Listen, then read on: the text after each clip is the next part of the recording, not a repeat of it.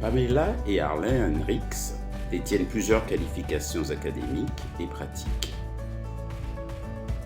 Ayant tous deux un sens aigu de la communication, ils apportent l'humour et la sagesse nécessaires à ces séances et vous garantissent une évaluation honnête de vous-même et de vos relations. Arlen possède 2 diplômes universitaires et enseigne en France depuis 45 ans. Il a donné des conférences dans 13 pays différents. Son premier mariage a duré 20 ans et s'est terminé par un veuvage après une lutte de 5 ans contre un cancer de la part de son épouse. Pamela a aussi un diplôme universitaire et a travaillé pendant 10 ans comme assistante juridique et ensuite elle était traductrice. Son premier mariage de 5 ans s'est terminé par un divorce. Pamela et Arlen se sont mariés en 1988 et vivent à Lyon. Leur famille est composée de 4 enfants et 7 petits-enfants qui leur apportent de nombreuses joies.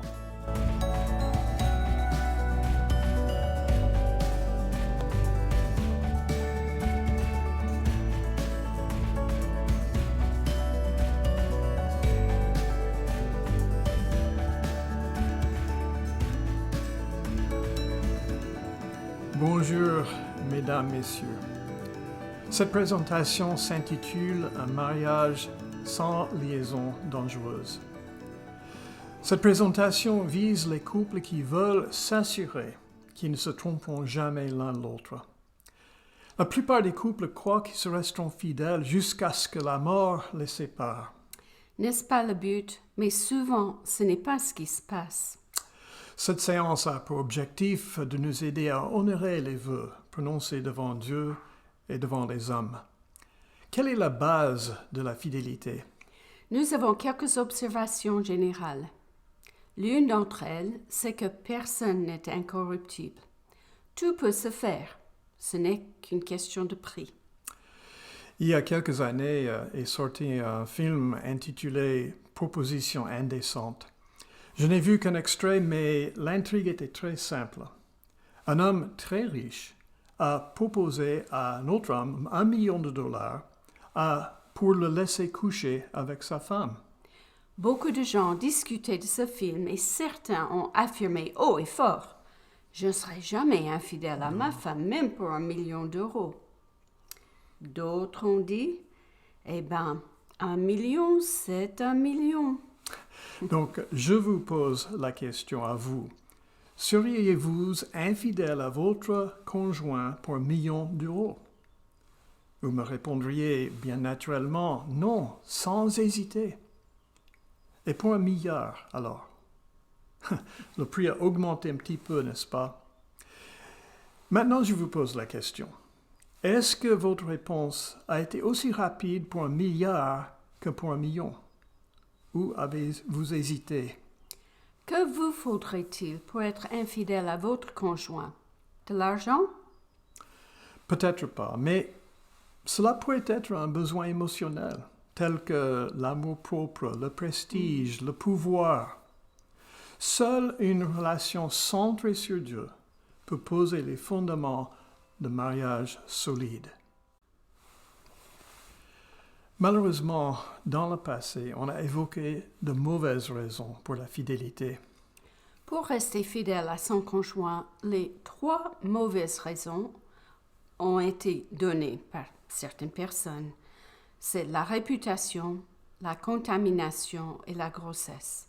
Voici les raisons qui permettent à certaines personnes de dire qu'elles ont leurs principes. Numéro 1. La réputation, c'est la peur d'être mise à nu. Je ne veux pas que quelqu'un apprenne ce que je fais. Je serai gênée. 2. La contamination. Je ne veux pas d'infection qui pourrait me rendre malade ou me tuer. Si vous vous persuadez qu'il existe des pilules et préservatifs pour vous protéger contre ces risques, alors c'est que vous risquez de céder. 3. La grossesse. Je ne veux pas prendre le risque de faire un bébé. Il est possible que vous ayez choisi vos principes pour ces 3 raisons-là. Mais permettez-moi de vous demander quelque chose. Qu'arriverait-il si on vous donnait la réponse à toutes ces 3 raisons? Si vous étiez sûr que personne ne l'apprenne, qu'il n'y a pas de risque de maladie, ni de faire un enfant. Bon, si ces raisons sont les vôtres, il y a de grandes chances que vous puissiez être infidèle un jour. Nous affirmons que ce ne sont pas de véritables bonnes raisons pour rester fidèle à notre conjoint. La seule bonne raison valable, c'est notre relation avec Dieu. Parlons un peu donc de la base biblique de la fidélité. Quelle est la base biblique de la fidélité? Bon, j'aimerais partager un passage du manuel que nous estimons être le meilleur guide pour le mariage, la Bible. Dans sa première lettre aux Thessaloniciens, l'apôtre Paul veut encourager cette Église à vivre moralement. Et pour ce faire, il met l'accent sur Dieu. Dans 8 versets du chapitre 4, Dieu est mentionné 5 fois. La Bible n'expose pas les raisons de réputation, de contamination ou de grossesse, mais plutôt la raison d'une relation avec Dieu. Si une personne est moralement irresponsable, soit elle ne tient pas compte de Dieu, soit elle a une idée très faussée de Dieu. Pouvez-vous imaginer 2 personnes qui vont coucher ensemble sans être mariées et qui se disent « Et si on priait avant ?» Voyez-vous, Dieu constitue la base de nos mœurs. Notre culture risque de contester cela. Cependant, à part la Bible, la sociologie et les études montrent que la fidélité est importante dans le mariage. Soit cette fidélité doit se baser sur notre relation avec Dieu. Soulevons maintenant la question. Quelles sont les causes de l'infidélité et quelles sont leurs solutions? Si je vous devais énoncer une cause, je dirais que la racine de toute infidélité, c'est l'égoïsme. La racine de toute infidélité, c'est l'égoïsme. Je veux ce que je veux et je me moque de blesser quelqu'un. Cela est l'égoïsme pur. Voilà la cause directe d'une trahison. Quand une personne décide que le moi est la chose la plus importante, alors selon toute probabilité, elle va faire de très mauvais choix. En parlant de quelques causes d'infidélité, de quelques solutions, elles se trouvent toutes sous la grande catégorie de l'égoïsme. La première cause, c'est « nous nous sommes éloignés ». Nous nous sommes éloignés. C'est si facile. Tout au début de leur relation, le couple est très proche émotionnellement. Pourtant, avec le temps, il est inévitable qu'ils deviennent tous deux très occupés et que chacun aura moins de temps pour l'autre. L'école, la carrière, le sport, la belle famille. Nous ne faisons que de nous croiser. Malheureusement, le mariage devient alors plus un accord qu'une relation. Les conjoints ont perdu l'intimité du début et ils se sont éloignés. Aujourd'hui, la plupart des couples sont trop occupés. Ils passent moins de temps ensemble en étant mariés que lorsqu'ils sortaient ensemble. Alors, quelle est la solution? Restez ou devenez les meilleurs amis du monde. Restez les meilleurs amis du monde ou devenez les meilleurs amis du monde. Il faut mettre l'accent sur l'amitié dans le mariage. Montrez-moi un couple marié depuis 40 ou 50 ans et le plus souvent, vous verrez qu'ils sont les meilleurs amis du monde. Chacun apprécie la compagnie de l'autre, tout simplement. Alors, comment devenir les meilleurs amis du monde?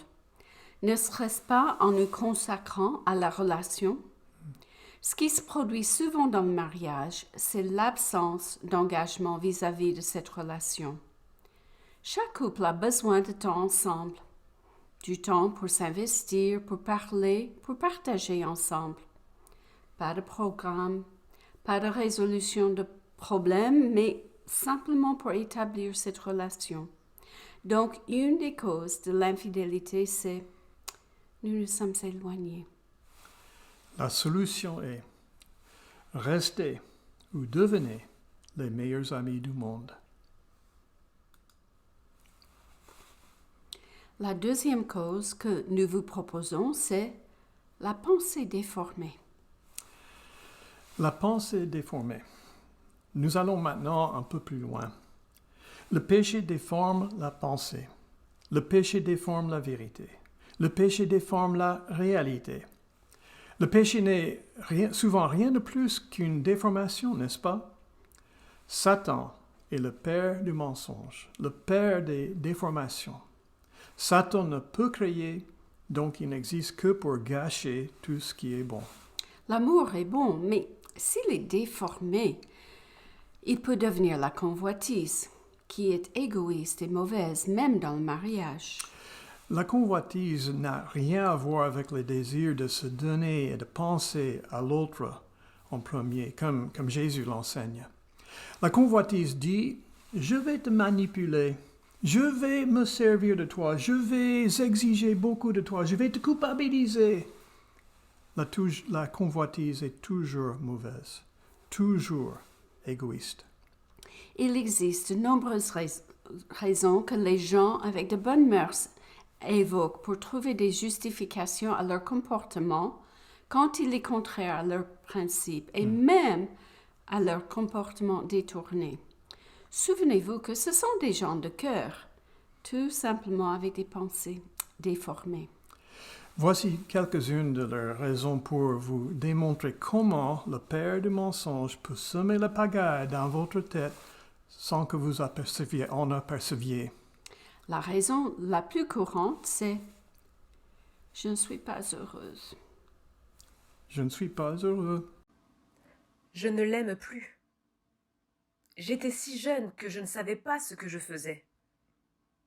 Je suis une enfant de Dieu et Dieu veut que je sois heureuse. Je n'ai qu'une vie à vivre et j'ai décidé que... » Et vous pouvez remplir les blancs. Bon, la Bible n'utilise pas le mot heureux comme les gens d'aujourd'hui. La Bible ne l'utilise pas de la même façon car c'est un sentiment qui change sans cesse selon les circonstances et parce que nos vies changent constamment aussi. Mes critères pour le bonheur changent tout le temps. Par conséquent, ce qui me rend heureux à 20 ans ne le fera pas à 30, 40, 60 ou 80 ans. Nous changeons tous. Êtes-vous arrivé à regarder des pubs? Êtes-vous arrivé à remarquer leur côté accrocheur? Ce produit vous rendra vraiment heureux. Ou celui-là, il fera que vous serez aimé. Vous achetez le produit et vous vous rendez compte que ça ne fait pas l'effet que vous avez attendu. Cela illustre ce que Pamela dit. Si votre bonheur est basé sur une situation et que vous n'êtes pas heureux en ce moment, ici encore, votre définition de bonheur a besoin de changer. Ou si vous faites du bonheur le facteur pour déterminer si vous avez un mariage réussi ou si vous resterez fidèle, vous ferez des erreurs qui vous feront du mal à vous-même et manifestement aux autres aussi. Beaucoup d'autres raisons, servant d'exemple de la pensée déformée, circulent. Elles se trouvent toutes sous la rubrique du refus d'assumer la responsabilité de nos actes. C'est quand nous disons « ce n'est pas de ma faute ». Ce n'est pas de ma faute. Certains arrivent à reconnaître qu'ils ont mal choisi, mais ils précisent que c'était de la faute de quelqu'un d'autre. Mesdames et messieurs, bien qu'il nous est impossible de changer notre passé, nous restons entièrement responsables de nos actions. Un homme pourrait donc dire « Elle a pris 10 kilos après la naissance de nos enfants. Elle sait que le visuel est important pour moi. Est-ce qu'elle a pensé que je n'allais pas regarder ailleurs ?» Ou une femme pourrait dire Il jouait quand même au foot 3 fois par semaine. Hein. Quel égoïste. Est-ce qu'il a vraiment pensé que je resterais toujours là à l'attendre? Ce n'est jamais leur faute. Ils reconnaîtront peut-être qu'ils ont mal choisi, mais ils diront que c'est leur conjoint qui leur a fait faire le mauvais choix. Ou ils peuvent dire que c'est à cause d'un collègue, d'un parent, de la société ou de l'hérédité. Ce n'est jamais leur faute. Il y a de gros problèmes dans la vie des gens, beaucoup de difficultés, les mauvais traitements, les sévices. Pourtant, cela ne fait pas des victimes de la vie et surtout pas les victimes pour la vie. Ne vaut-il pas mieux troquer la victime attitude contre la responsable attitude? Mesdames et messieurs, bien que nous ne puissions rien changer à ce qui nous est arrivé enfants et sans défense, en tant qu'adultes, nous sommes responsables à 100% pour ce que nous choisissons de faire avec notre passé. Avec certains, c'est toujours la faute des autres, mais nous sommes responsables de nos choix. Nous pouvons choisir d'être persécutés ou victorieux, d'être perdants ou gagnants. Mesdames et messieurs, si vous oubliez tout ce que nous avons dit jusqu'à présent, n'oubliez pas ces mots. Si vous pensez que vous voulez faire ou que vous devez faire quelque chose à l'encontre de la Bible, ne le faites pas. La solution à une pensée déformée, c'est de faire confiance à la Bible plus qu'à votre intelligence et vos émotions. Il y aura des moments de vertige spirituel. Les pilotes d'avion parlent de désorientation spatiale lorsqu'ils ne savent plus où se trouve le ciel et où se trouve le sol. À ce moment-là, ils sont obligés de piloter aux instruments. La vérité est qu'il y aura des moments pour nous tous où nous devrons piloter avec notre instrument spirituel, la Bible. Faites confiance à la Bible. Si vous pensez que vous voulez faire ou que vous devez faire quelque chose à l'encontre de la Bible, ne vous fiez pas à vous-même. Faites confiance à la Bible plus qu'à votre intelligence et vos émotions. Faites confiance à la Bible plus qu'à votre intelligence et vos émotions. Maintenant, nous abordons une autre partie de cette présentation, l'analyse d'une liaison. Nous allons partager avec vous une étude de psychologie qui s'appelle la théorie de l'attirance. Mais avant de l'examiner, il y a 2 principes à rappeler. Premièrement, le péché déforme la réalité, déforme la vérité. Et deuxièmement, ce que Dieu a fait de bon, Satan cherche à la transformer en mal. Considérez toutes vos relations et voyez s'il y a une mise en garde ici. Rappelez-vous, le péché déforme la réalité et la vérité. Satan ne peut créer, mais seulement détourner. Ce que Dieu a fait de bon, Satan veut le changer en mal. Dans les minutes qui suivent, vous devez être très honnête au sujet de toutes vos relations. Il se pourrait que vous soyez déjà dans une situation dangereuse ou malsaine et que vous n'en soyez même pas conscient. Examinons donc la cause de l'infidélité et la séquence des événements. L'étape numéro 1, c'est l'attirance. L'attirance. Il peut vous arriver d'être attiré par quelqu'un. Et une partie de cette attirance sera physique. Le fait de porter une alliance n'empêche pas l'attirance. Nous aimons tous des choses chez les autres. Ce n'est pas une question de moralité, simplement de préférence. Les personnes grandes, petites, minces, rondes, la peau brune ou claire, les yeux bleus ou foncés. Ni juste, ni faux, ni bon, ni mauvais, seulement différents. Juste une préférence personnelle. Reportez-vous dans le passé. N'y avait-il pas quelque chose que vous avez aimé chez votre conjoint la première fois que vous vous êtes fait connaissance? J'espère que la réponse est oui. Bon, qu'est-ce qui vous a attiré chez votre conjoint? Qu'est-ce que vous aimiez contempler chez elle ou chez lui? Une certaine personnalité peut attirer aussi, et c'est tout à fait normal. Ni juste, ni faux, mais seulement différent. Vous serez attiré aussi vers certaines personnalités. Certains sont bavards, donc ils préfèrent les gens qui savent écouter. Certains aiment les gens timides, d'autres les gens sociables. Encore une fois, ni juste, ni faux, ni bon, ni mauvais, seulement différent, juste une question de préférence. Est-ce que vous comprenez? La combinaison de l'attirance physique avec l'attirance par une personnalité donne l'attirance sexuelle. Toute notre vie, nous sommes attirés par certaines personnes du sexe opposé. Il n'y a absolument rien à faire pour empêcher cela. Nous sommes humains et donc faillibles. Il y a des attitudes cependant à éviter et Alain va vous en parler. Bon, après l'attirance vient la proximité. Et la proximité veut dire tout simplement se retrouver près de la personne qui nous attire. Il est tout à fait normal de se trouver avec des personnes du sexe opposé, au travail, à l'église, à l'école, au loisir, dans le voisinage.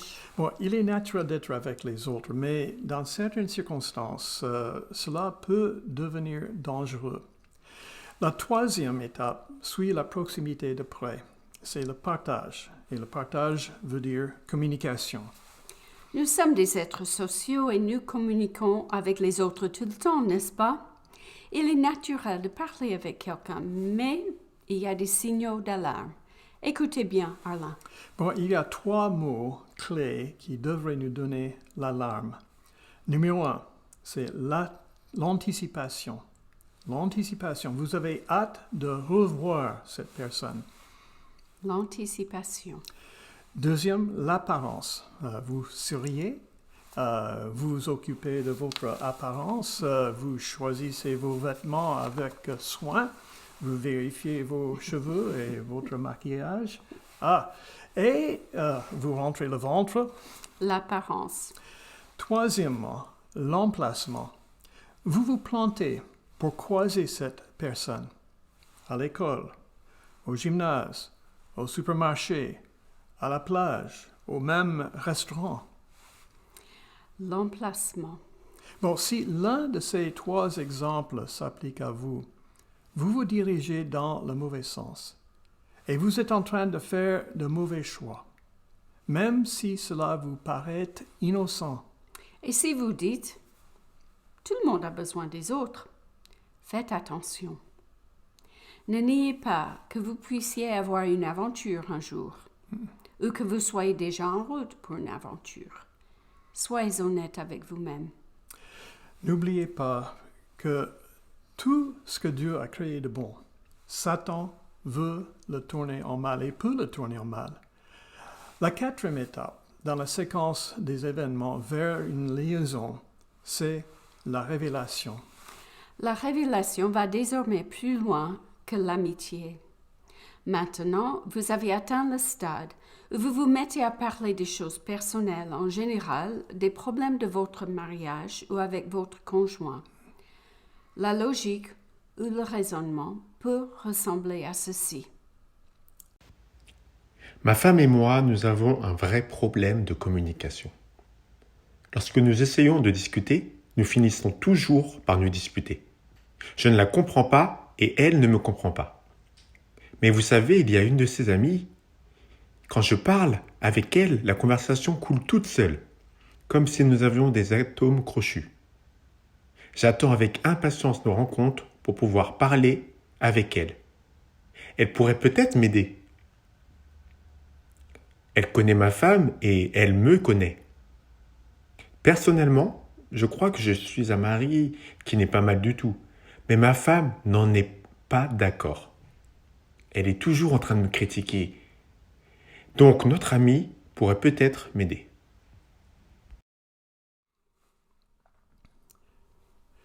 La prochaine étape, c'est l'échange. L'échange. La personne dans la confidence approuve le bien fondé des plaintes de l'autre. L'amitié progresse au-delà de la conversation banale. La personne dans la confidence approuve le bien fondé des plaintes de l'autre. Par exemple, comme c'était atroce, tu ne devrais pas être obligé de supporter cela. Puis, cette personne se met, elle aussi, à révéler des choses très personnelles. Elle parle des problèmes avec son conjoint ou son mariage. Tous deux approuvent le bien fondé de l'autre. L'échange, après un certain temps, peut ressembler à ceci. Marie, tu n'imagines pas avec quelle impatience j'attends nos conversations. À dire vrai, tu es la meilleure chose dans ma vie, et ton amitié est tout pour moi. J'ai le sentiment que je peux tout te dire et que tu me comprendras.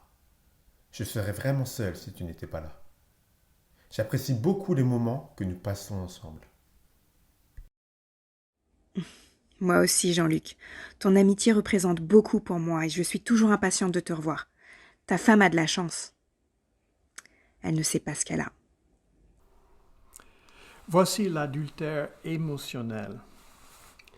L'adultère émotionnel se produit au fur et à mesure que l'échange avance. Lorsque vous pensez que quelqu'un du sexe opposé vous comprend mieux que votre conjoint.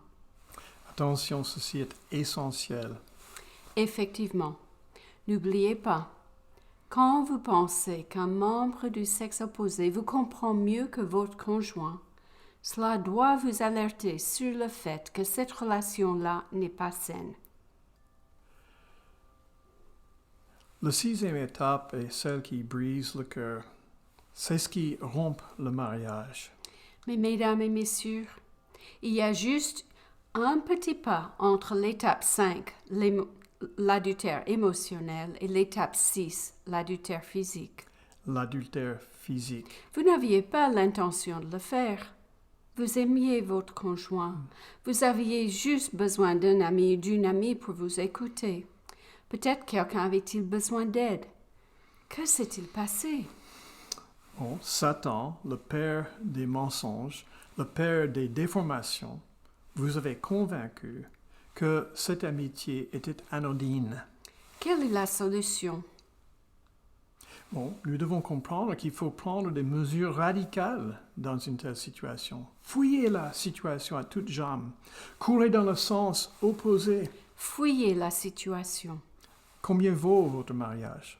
Il faudra peut-être quelque chose de radical comme changer d'emploi, déménager, vendre l'ordinateur, changer le numéro de téléphone et ainsi de suite. Qu'importe. Même lorsque vous vous rendez compte que vous devez couper, il faut du temps pour que vos émotions suivent. Une jeune femme rend sa bague de fiançailles puisqu'elle a décidé de ne pas épouser le jeune homme, mais elle pleure pendant 3 mois. Pourquoi? Intellectuellement, elle sait qu'elle ne devrait pas l'épouser, mais il faut du temps parce qu'elle lui est toujours attachée. Il faut du temps aux émotions pour rattraper l'intellect. Cela veut simplement dire que si nous sommes dans une relation comme nous venons de décrire, il faut tout arrêter immédiatement. Plus de mails, plus d'appels, plus de déjeuner, plus de petits mots, plus de textos, plus rien du tout. Il faut tout couper totalement et complètement. Il y a une histoire racontée en Genèse 39 que je trouve très encourageante dans ce domaine. L'exemple d'un homme qui voulait être intègre. Il s'appelle Joseph. Le verset 6 de Genèse 39 dit « Joseph était un jeune homme beau et charmant. » De nos jours, on dirait un Apollon. Bon, le prochain verset dit que l'épouse de son maître l'avait remarqué et lui a dit « Viens, coucher avec moi. » Assez direct, n'est-ce pas? Mais Joseph a refusé. Un jour, il est entré dans la maison pour travailler. Malheureusement, il n'y avait pas d'autres domestiques dans la maison à ce moment-là. Le verset 12 dit « Alors, elle le saisit par sa tunique en disant « Couche avec moi. » Cette dame avait un vocabulaire très limité. Bon, le prochain verset dit que Joseph s'est enfui de la maison Il a couru, c'est le verbe courir, et c'est au passé composé, et je l'ai mis dans mes notes en majuscule et en gras. Couru, il a couru. Il a dû laisser sa tunique pour s'enfuir. Il lui a dit en quelque sorte qu'elle pouvait garder sa tunique, mais lui, qu'il garderait son intégrité. Je vais faire le bien parce que c'est la bonne chose à faire. Et je ne me compromets absolument pas. Point. Voici un bon exemple de ce que nous devons faire lorsque nous sommes tentés.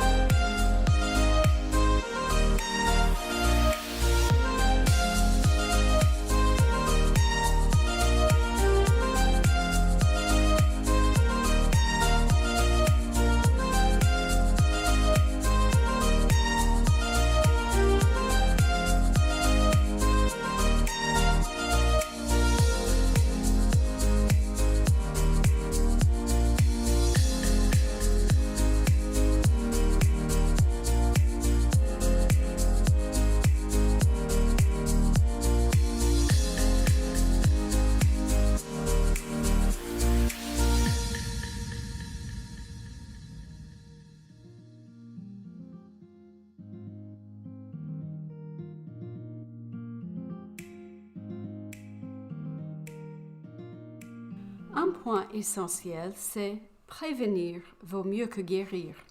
Alors, comment renforcer notre mariage? Un livre avec de bonnes idées, c'est Protéger votre mariage de Jerry Jenkins. Laissez-moi vous donner encore une proposition. Plus on est nombreux, moins on court de risques. Plus on est nombreux, moins on court de risques. Évitez de passer beaucoup de temps avec une personne du sexe opposé, au restaurant, en marchant, etc. Si cette personne commence à vous faire des confidences très personnelles, ne répondez pas. Ne donnez pas de conseils tout seul à une personne du sexe opposé, à moins que vous ne soyez un conseiller professionnel. Oui. Ne discutez pas de choses personnelles avec une personne du sexe opposé. Quand vous vous trouvez dans une situation où vous devez être seul avec une personne du sexe opposé, faites savoir à votre conjoint où vous serez et ce que vous ferez. Nous suggérons la règle de 24 heures sur 24, 7 jours sur 7. Soyez responsable envers votre conjoint 24 heures sur 24, 7 jours sur 7, Internet y compris. Une autre suggestion. Demandez-vous s'il n'y a pas trop de contact. Y a-t-il trop de contact? Le contact physique peut être mal perçu, même sans arrière-pensée. Jamais de flirt, y compris l'échange de regards, les sous-entendus, et ainsi de suite. Et si votre épouse dit qu'une autre femme vous prête trop d'attention, écoutez-la. Essayons-nous d'être intègres. Êtes-vous le reflet de Jésus dans vos actions, votre voix, votre langage du corps?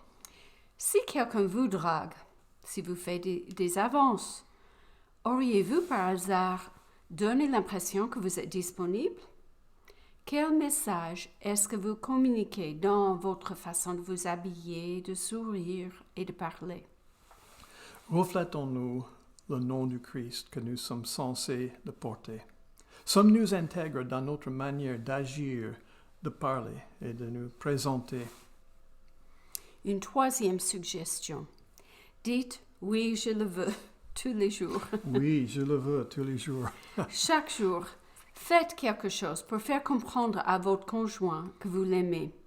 Par exemple, vous pouvez concevoir un code secret d'affection, comme une petite tape sur le nez, un petit coup sur son bras, pour lui faire signe en public que vous l'aimez.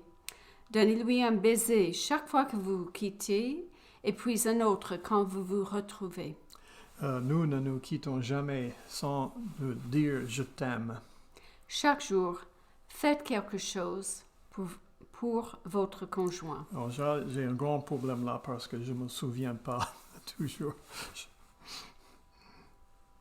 Tu t'en souviens pas, mais tu peux écrire une pense bête. Mais je ne sais pas quoi écrire, je perdrai la note de toute façon.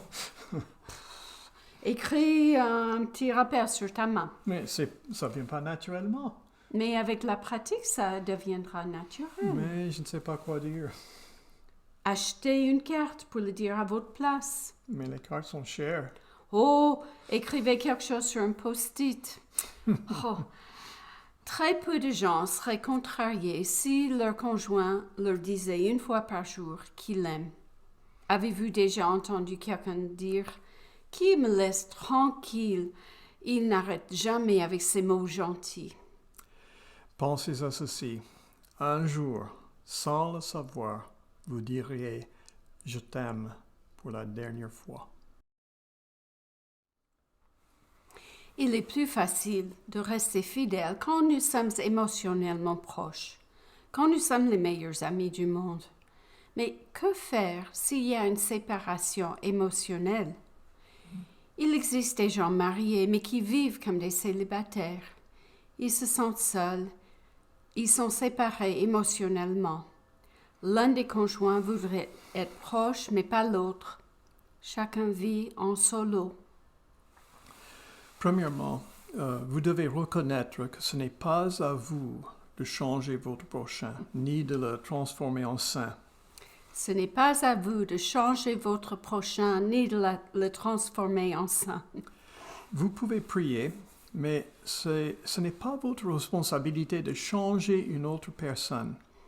Dieu veut que les gens choisissent de lui obéir, mais il ne les forcera pas à changer.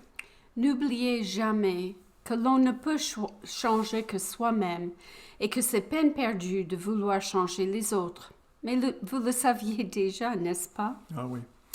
Deuxièmement, faites de Dieu votre partenaire. Faites de Dieu votre partenaire. Comptez sur lui. Priez que Dieu vous aide à ne plus vous fixer sur les choses que vous n'avez pas, mais qui vous aide à essayer d'être concentré sur Dieu lui-même. Arrêtez de marquer des points. La réciprocité ne doit pas être à l'ordre du jour. Faites-le bien parce que c'est la bonne chose à faire. Priez et comptez sur Dieu. Nous aimerions tous avoir l'amour de Dieu personnifié en notre conjoint, l'amour de Dieu en chair, mais ce n'est pas toujours ce qui se passe. Ma prière, c'est « Dieu, aide-moi à être l'homme que tu veux que je sois ». Il faut nous décentrer de nous-mêmes et des choses que nous n'avons pas. Nous devons faire le bien parce que c'est la bonne chose à faire. Agir et être comme Dieu le veut. Merci.